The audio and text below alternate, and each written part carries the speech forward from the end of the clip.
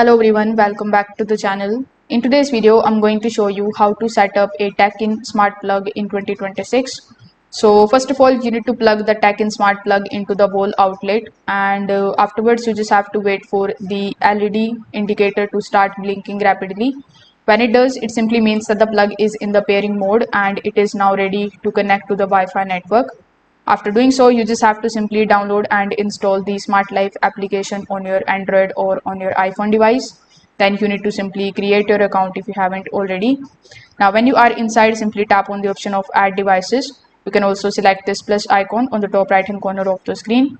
Now, in the third step or on the next page, you just have to simply select your smart plug from the list. Afterwards, you just have to simply wait until it is basically scanning the device. When it does, you just have to simply select the device and wait for it for the further addition. So you need to enter the Wi-Fi and the password in order to continue. And then when it does, you just have to press this particular done button and it will say that your smart socket is now added successfully.